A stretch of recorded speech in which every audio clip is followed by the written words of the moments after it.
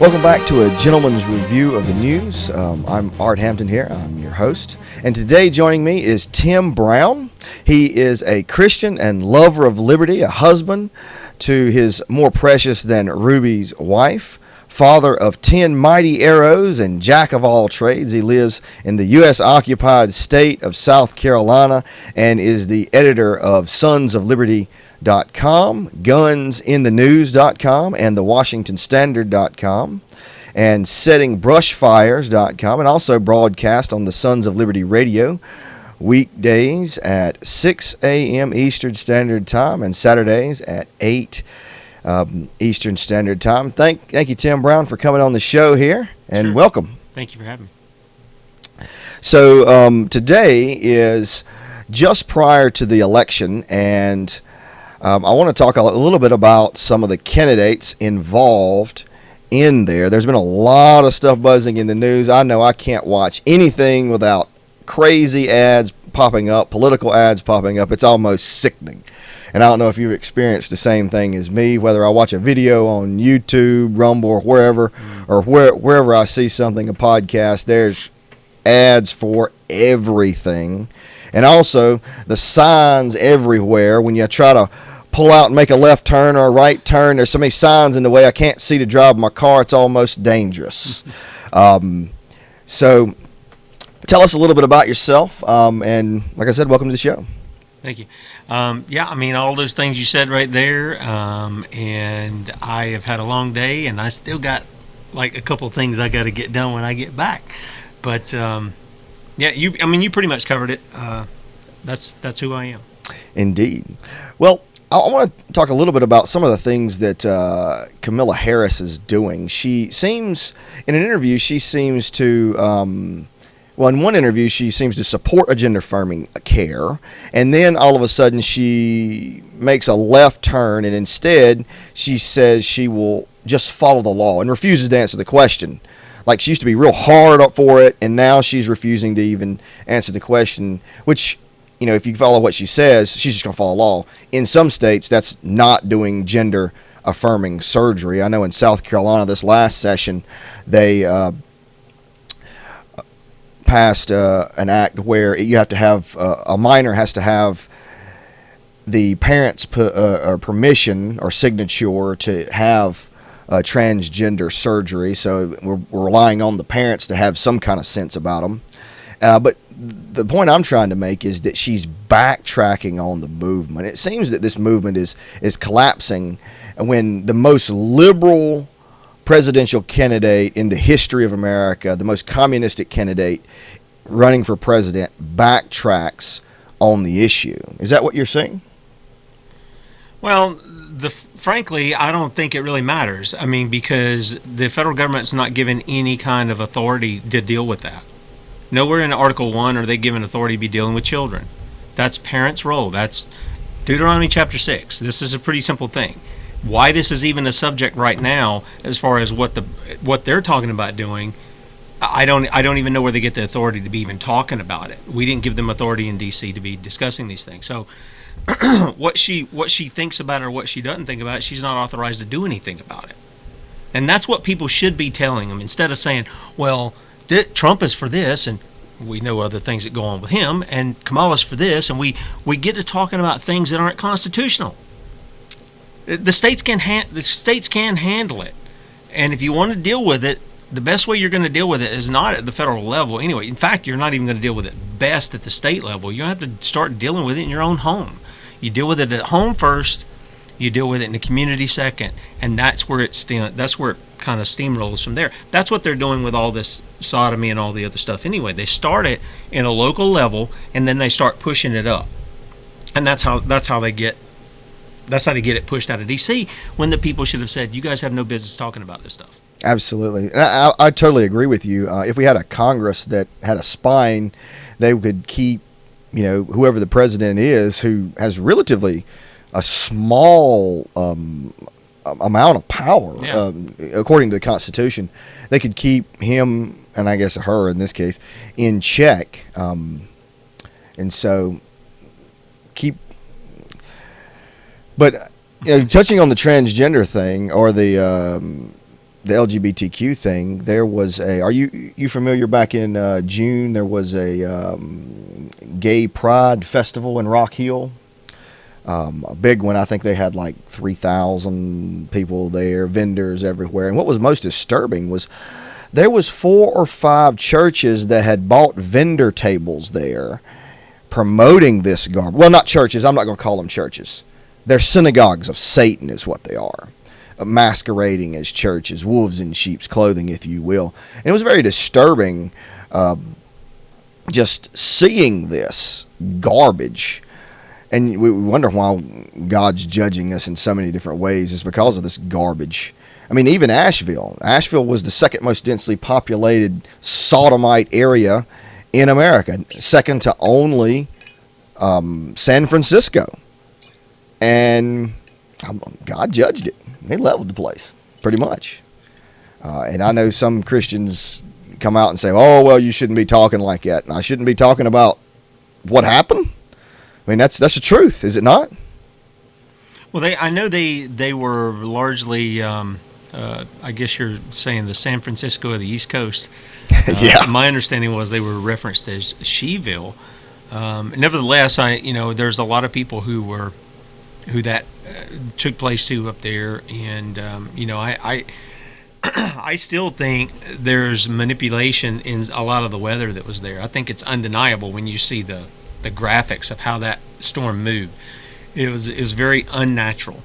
And of course, some people are going to say, "Oh, it's conspiracy theory." No, go do your homework and read your Senate documents from 1947, and you'll see that they were already talking about manipulating the weather way back then.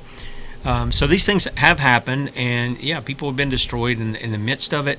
I think if you read Deuteronomy 28, Leviticus 26, you see you can almost pinpoint where we're at in the judgments of God because you see them all happening. Now you're in the invasion stage. This is where your foreigners get up. They become the head. You become the tail. They become the lender. You become the borrower. All that stuff. This is why you're seeing people kicked out of their houses. This is why you're seeing them come in and squatting in people's houses. And then the court system, because they're so corrupt, and that's part of the judgment too, is God just lets them go in their sin. They're so corrupt, and the people won't deal with them. That the courts are siding with the foreigners. They're siding with even those who are in the country illegally in many cases. So all of that is part of God's judgment. People can deny it all they want. It doesn't make it go away.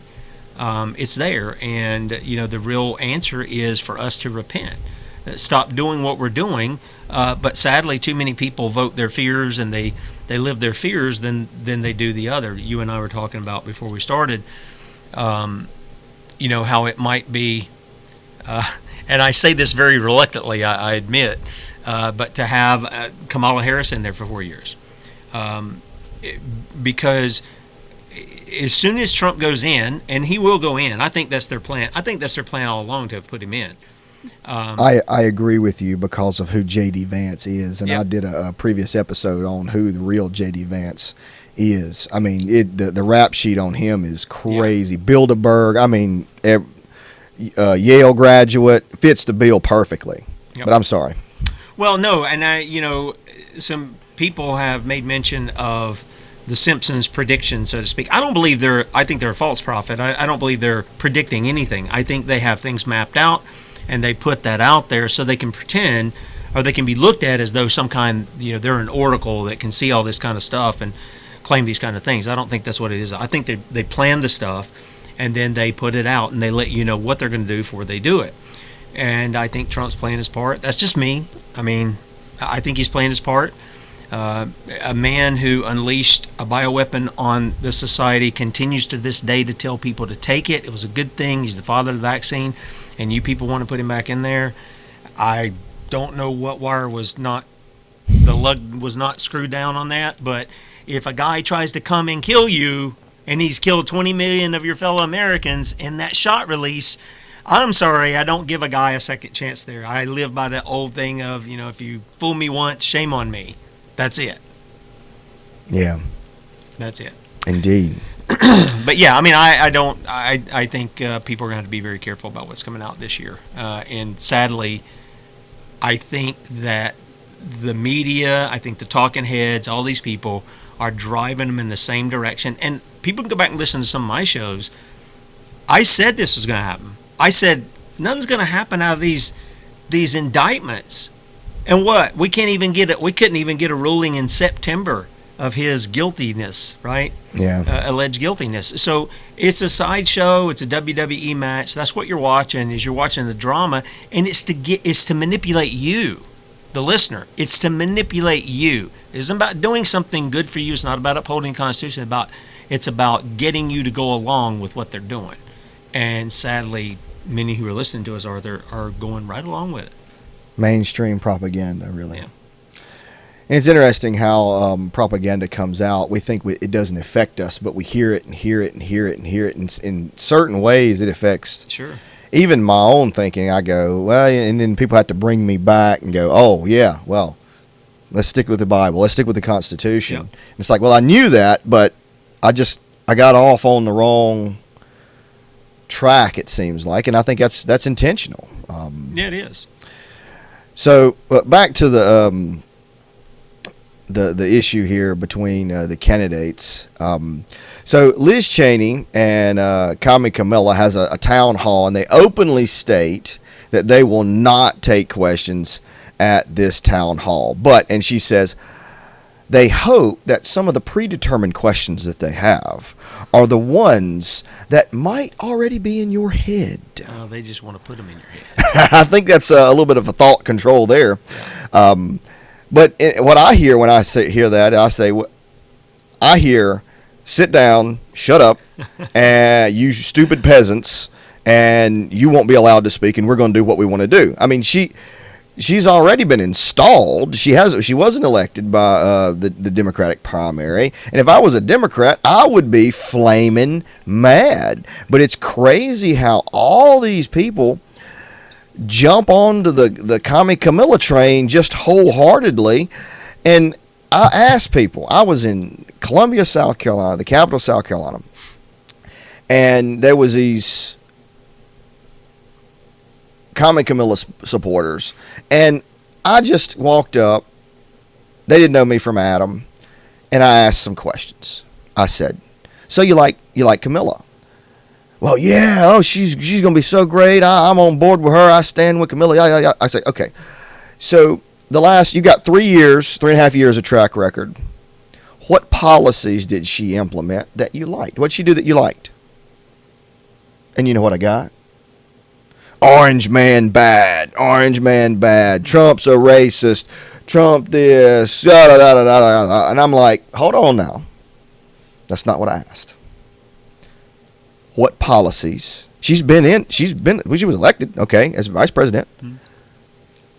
What has she done in the last 3 years that you liked? The higher gas prices? I mean, what, the economy almost grinding to a halt? What did she do that you like? And I got nothing but orange man bad. Now, I said, okay, it seems like you don't like Trump.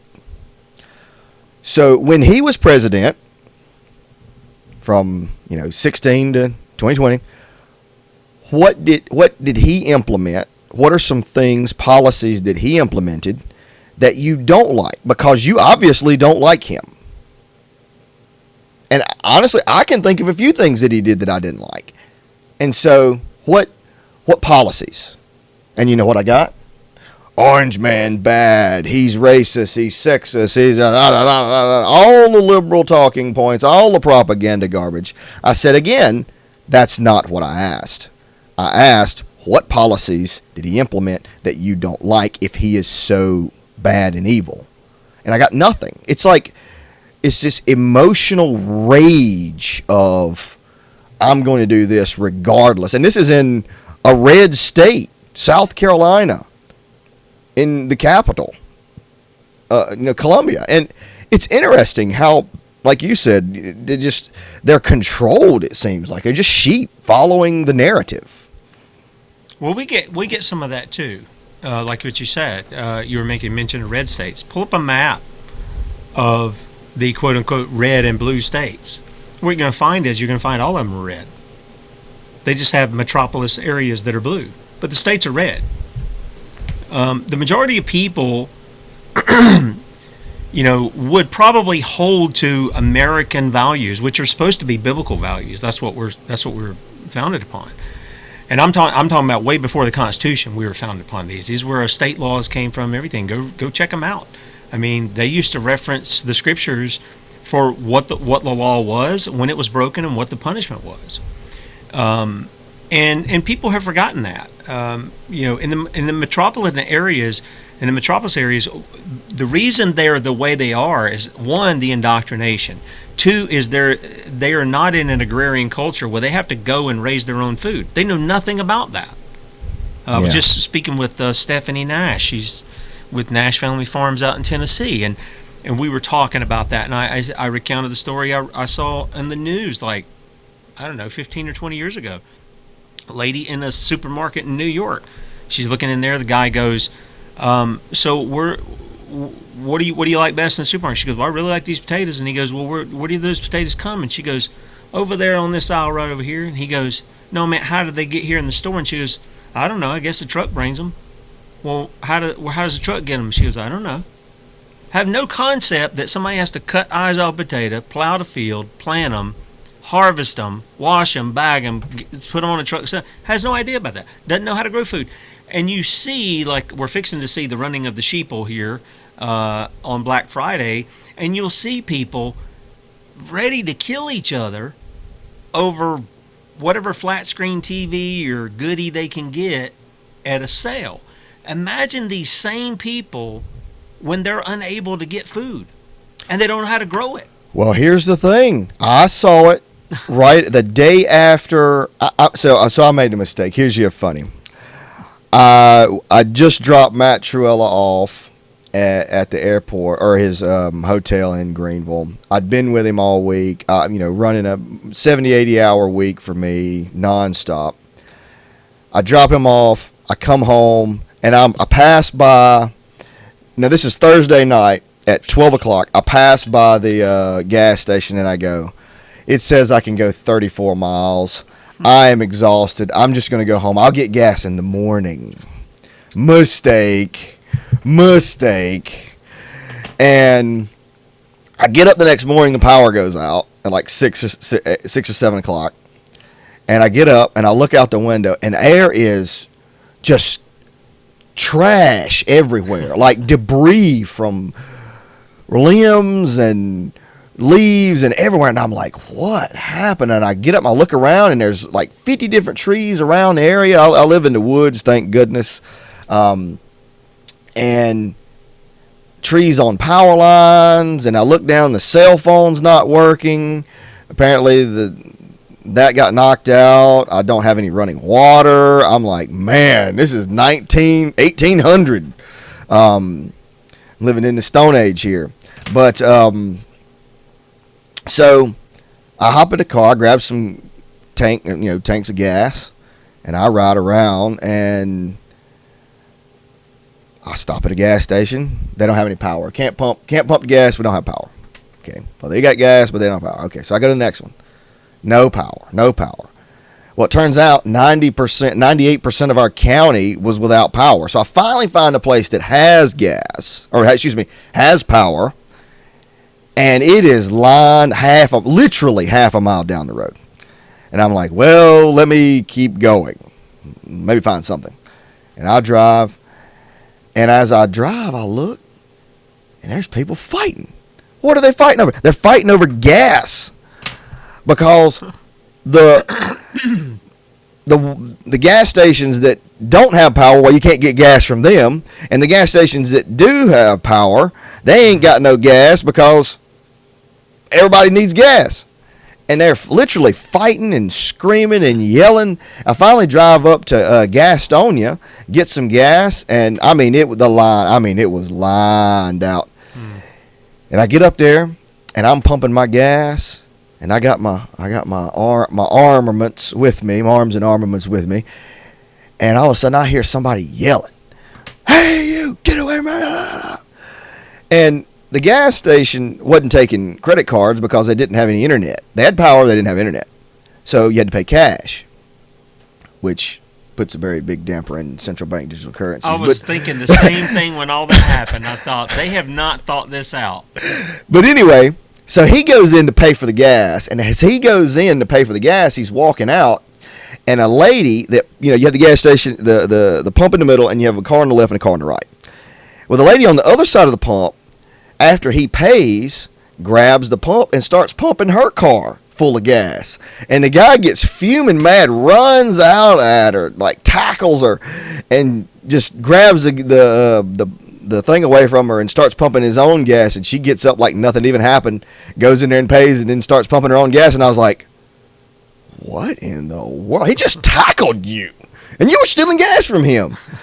And then I heard about two people getting in a fight, somebody getting shot in Bowling Springs and getting a fight, and those people are real redneck down there, over gas.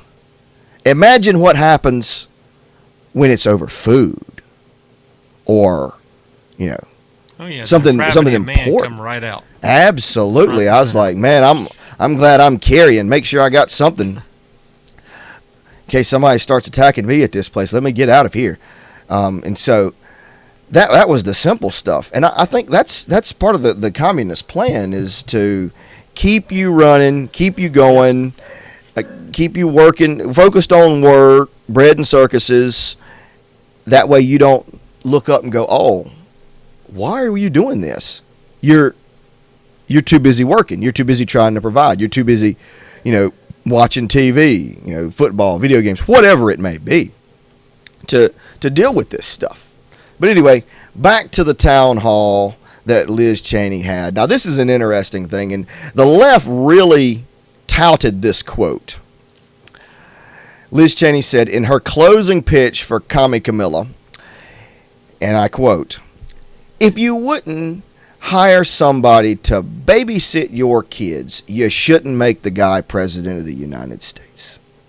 Now, where do we even begin is the question. What would you even say to that type of thinking? Well, yeah, I would say if you wouldn't get somebody to babysit your kids, you shouldn't get them for president. You shouldn't be putting them in anything. That's not a hard thing to figure out. I mean, the qualifications for babysitting, first of all, I wouldn't get a man to do it, is very different. You want somebody nurturing, with maternal qualities. A 14-year-old girl could do that. That don't mean you make a president. And there are qualities that a president should have, vigilance, knowledge of the Constitution, knowledge of, the civil government, how it should be run, a leadership qualities that does not manifest in who I would pick as someone that I would pick for my babysitter. I mean, I wouldn't have George Washington as my babysitter. I just wouldn't be a pick for me. But looking deeper at what she said, she is implying that Kami Kamila would be a good babysitter. Now, let's look at this. Kamila has no children. She has a stepchild, or her husband had a kid, but she doesn't have any children. She has no maternal qualities. Probably doesn't even know how to handle a child. Oh, and wasn't it her husband that said if you don't pick a babysitter if you don't want to get her pregnant? Didn't they say something like that? I think he said that. I don't know. I'll have to look at that. Someone post in the comments and fact check me on that. I think he said that. But anyway, that might be how he got his kid. I don't know. But she has really possessed no maternal qualities to be a babysitter at all. Now, looking at the person she was referring to, Trump, in contrast, at least he has kids. I mean, he's got, 5 kids and several, grandchildren. At least he has them. He knows something about them, you would hope. So to even turn what she said on its head, I wouldn't pick either one of them to babysit my children, but, at least he has some paternal qualities and at least being around children. What would you say? What would you say to someone in that type of line of thinking? I don't even think this quote is so off and left. I don't even know how to even begin to address it. Is that part of the mind controls or leading people off in propaganda, just getting people off on that? Because the left... I think the lady's just talking off the top of her head, and not let her talk off the top of her head. You don't need to address everything that they say. There's no substance to it at all. She's talking about a woman who is both a political and an actual whore. Everybody knows it. That's how she's got where she is. Yeah. I mean, literally, I'm not saying it to demean her. That's what she is. Everybody knows it. They just don't want to say it, but that's what she is. And so this idea that, about babysitters, I tend to go with where you're going. There's a job that's got to be done. Anybody got their hand out for your vote, who's going to run for Congress, who's going to be a judge, who's going to represent you in the state, at the federal level, wherever, the first thing people got to do, Arthur, they're going to have to start figuring out, they're going to start knowing these people's lives. And I'm just going to tell you, if you don't know them, like you don't see them and know them, you don't know how they are when they're out of the public eye and all this other stuff, you have no business putting them in office. Right. None. You have no business putting them in office. Right. Because all you're doing is getting the problem. And I've heard it for years. People, even in the Republican Party, they'll I'm going to hold my nose and I'm going to vote for John McCain, Mitt Romney, name your person. And you know exactly what I'm saying. They're not going to uphold the Constitution, and yet you support them anyway. You're part of the problem. Yeah. Just like the rest of the people who claim that they're Republicans and Democrats bad, Republicans good. No, they're not. Not if they're not stopping them. They can sit here and point the finger at them all day long, Arthur. But what does our Constitution say? They got people in Congress they need to have removed because they're traitors to the Constitution and to the people. They need to have them removed, and then they need to start prosecuting them. Are they doing that? Nope. Articles of impeachment. We had, the twin girlies there. Chick from Georgia and the other chick from, where's she at? Colorado. Yes. And you got them both submitting articles of impeachment, like 7 different, resolutions to have and articles not even of impeachment. looked at. One of them got 7 people, one of them got 0, and the rest fell in between 2 and 3 people who were co-supporters. Nobody's pushing it. They all tell us how treasonous Joe Biden is. Why don't they get behind it and do something? Because it's the Harlem Globetrotters. The Harlem Globetrotters are actually the Washington Generals. I mean, the Democrats. They're the ones with their mask off. They're telling you exactly who they are. And they're showing it by their actions who they are, too. Yep. The Republicans are the Washington Generals. They kind of run, they give you the little entertainment. They give you the best your mama jokes and all this stuff and the attacks, with their mouth against their political opposition. But they never actually bring any justice against them. They tell you they're committing the crimes. Listen to your talk show host, Sean Hannity, Rush Limbaugh when he was around. Who do we got now? Charlie Kirk. All these guys, listen to them, and they'll tell you how bad the bad guys are, but they never, ever, never, ever, never, never, ever say, we need to bring justice on these people. We have traitors in our midst. We used to hang traitors. Yep. But no, we don't do that. We just say, they're really bad, they're the left, they're this, they're that, they do these things to us, blah, blah, blah, blah. And then they say, we need to vote Republican. And what are Republicans doing? Well, they're not doing it either. They're not bringing justice. They're not staying within the confines of the Constitution. We were talking about this. What was it? Freedom Index. Go over there and look. You'll find one guy. Thomas Massey. He's the only guy who has any kind of decent voting record. Yep. Everybody else in the Republican Party is what? 80s and below. Some of them are down in 30, 40s. The Democrats have better voting records than some of the Republicans. Do, yeah. I mean, holy nuts. But that's the problem. Most people don't even know who their congressman is, much less how they vote.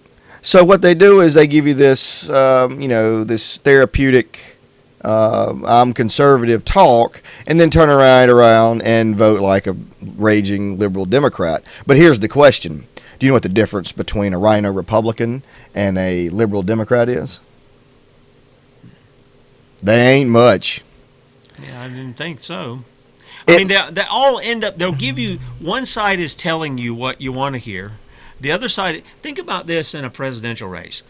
What kind of presidential contender looks at a group of young people that's screaming Jesus is Lord at them and says, you're at the wrong rally.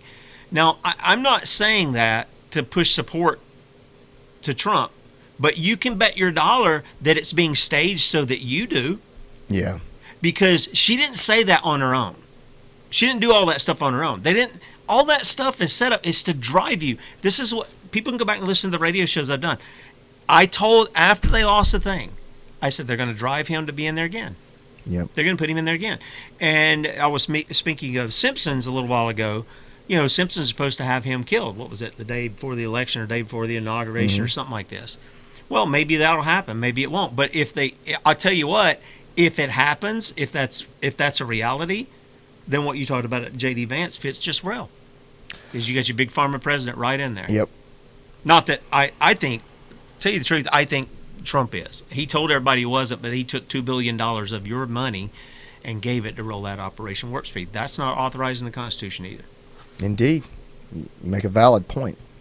Well, we're out of time, and I'd love to continue this conversation in part 2 of an interview with Tim Brown. We're going to be talking about militias and what to do to actually stop it. And I'll end with a quote by Matt Truella. He said, "America's churchmen enthrall the people with the theory of Christianity, but want nothing to do with the practice of Christianity." Right. End quote. So thanks for tuning in. This is the Gentleman's Review. I'm Art Hampton, your host. And if you like this, like, share, and subscribe. Thank you.